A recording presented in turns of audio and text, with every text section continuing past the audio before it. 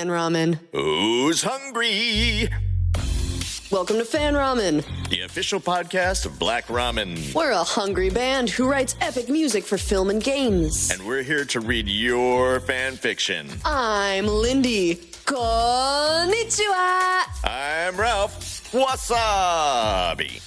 Behind the board is our awesome sound guy. And mysterious musubi master, the Mawashi man, Kevin. Itadakimasu! Ralph, Yeah. when was the last time you had ramen?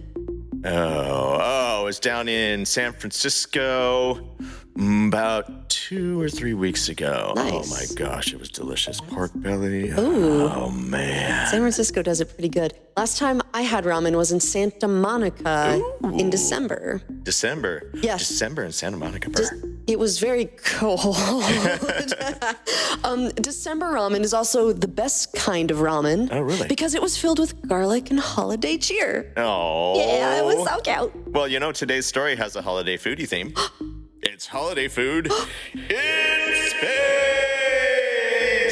This has been a highly requested fandom.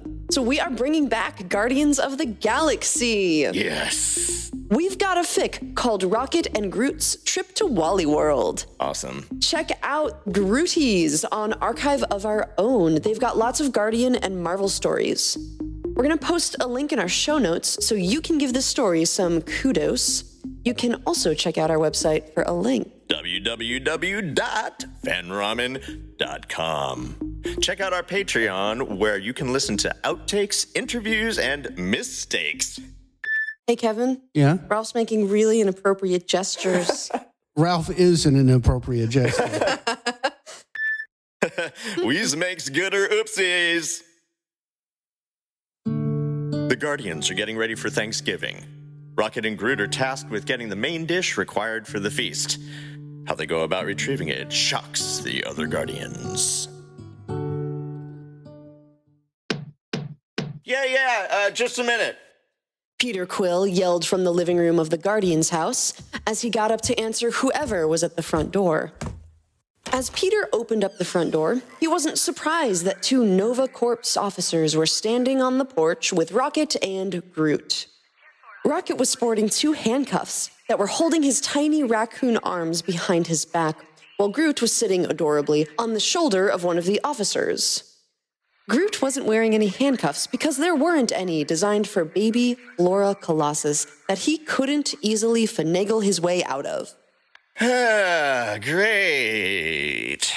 Peter face palms as the other Guardians joined him at the front door. What'd you do this time, Rocket?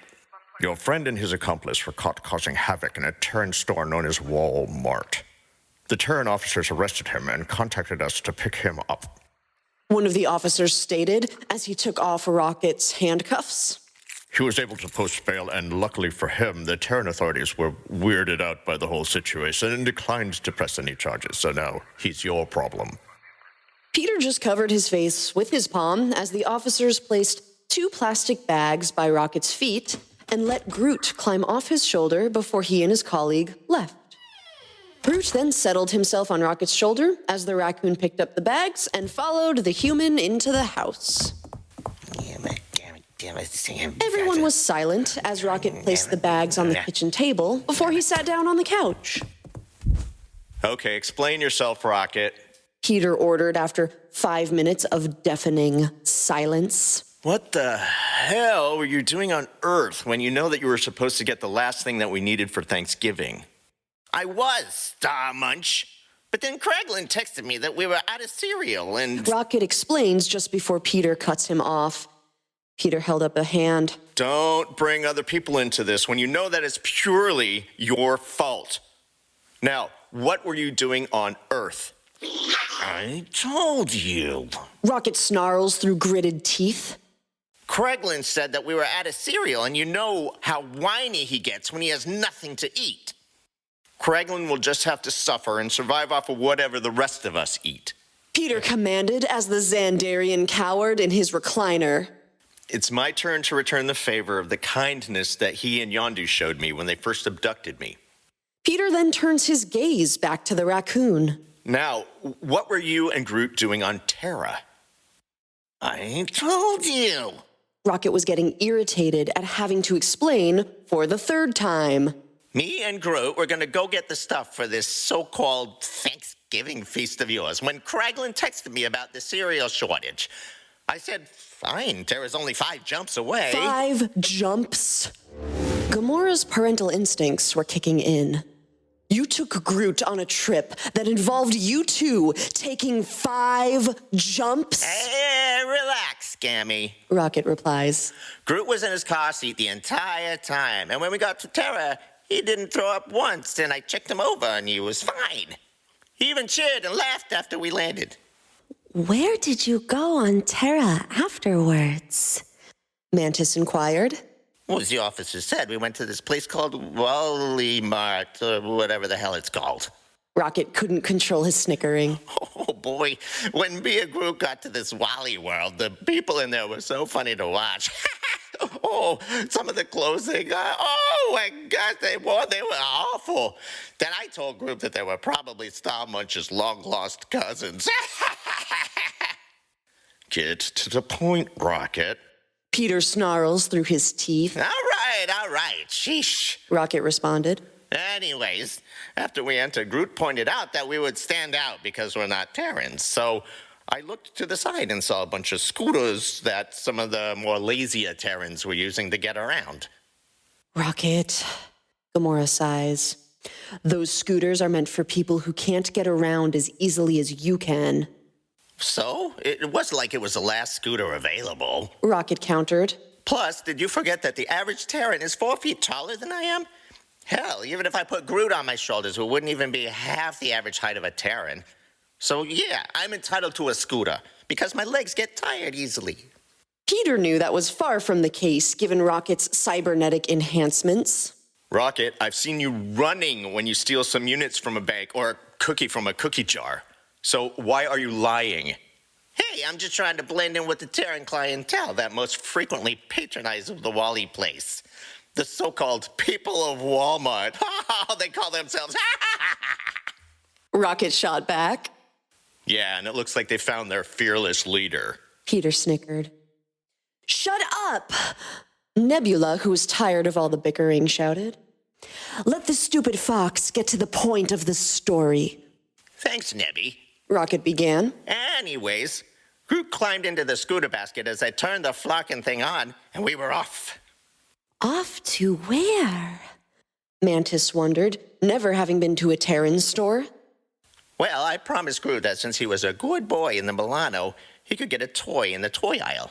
Rocket explains as Groot smiles proudly. That's when we saw him. Who? Mantis wondered with childlike excitement. Baby Yoda. Rocket answered. Rocket, Baby Yoda isn't real. Peter rolls his eyes. It's just a TV show. I know that. Rocket implies. Just try saying that to Groot. He has an unexplained jealousy over him. He thinks that he's not as cute anymore since Baby Yoda arrived and all the Terrans lost their freaking minds over it. So, Groot started attacking anything that had Baby Yoda's face on it. That's why we were told to leave, but not before Groot decapitated every Baby Yoda doll that was there. Peter rolls his eyes as Rocket continued on. As we were leaving, Groot kept complaining that the scooter wasn't fast enough, so I got an idea. Oh boy, here we go. Peter was genuinely annoyed. So I took the scooter out to the ship and made some upgrades. Rocket using air quotes to emphasize the last word. I am Groot! The tiny tree shouted, arms waving in the air. That's right, Groot. I did make the scooter faster. Rocket stated. After I added a jet engine to the back. He muttered while stifling a laugh. Oh my God. Peter couldn't believe his ears. Rocket, you and Groot could have been seriously injured or worse, killed. Just try telling that to those turkeys who were just passing by when Groot and I were barreling along at 500 miles an hour. Rocket laughs along with Groot as everyone else rolls their eyes. Hey, on the bright side, I got us dinner for both Thanksgiving and Christmas. Oh, I knew you were trouble when you walked in. So shame on me now. I want a fanfic where Rocket makes ramen. What would a trash panda put in his ramen bowl? More trash. He'd cook with lots of wasabi and sarcasm. Ooh, I was unaware sarcasm was a food group. Huh. Well, the next fic takes place in a kitchen, but there's not much food in the story. I think all stories should have more food in them. I'm hungry. Yeah, with the amount of sarcasm you use, Ralph, you should basically never get hungry. Tell me about it. Welcome to JoJo's Bizarre Adventure. We're only going to feature chapter 1, but I recommend reading this fic all the way through. Check out SynapticCrysis on archiveofourown.org. We'll post a link in our show notes and on our website. This fic is called Streaky Showtime. You can find the link on fanramen.com.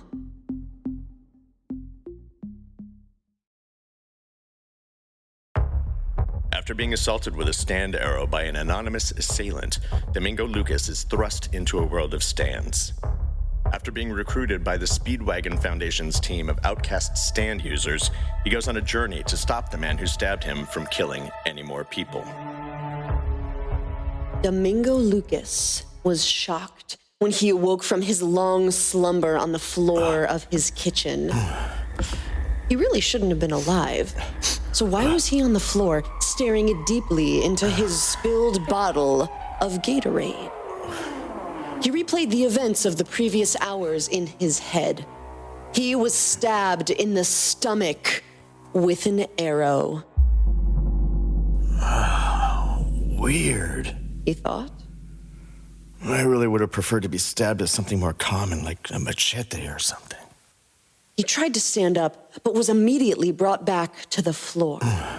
Whilst down, he realized that though he was very fatigued, he didn't have any stab wound.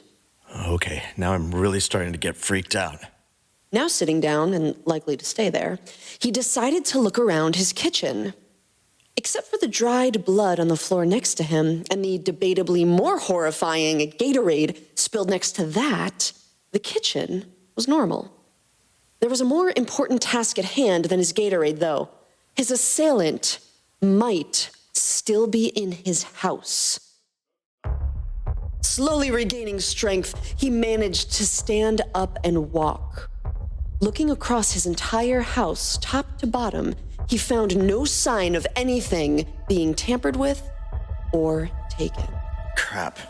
I need to go to the police. He said. This guy could be going after other people. He didn't even make it 3 steps out his front door before collapsing to the floor. As he faded in and out of consciousness, moments before he completely gave out, he saw it. A glowing humanoid figure standing over him. Domingo didn't know it yet, but that figure would change his life forever.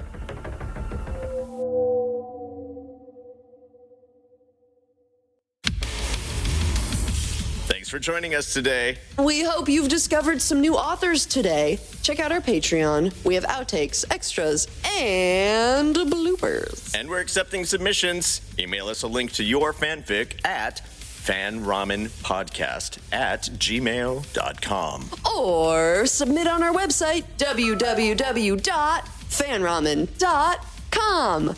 This is Lindy. And that was my phone. And we'll see you the next time you're hungry. I should probably have muted that.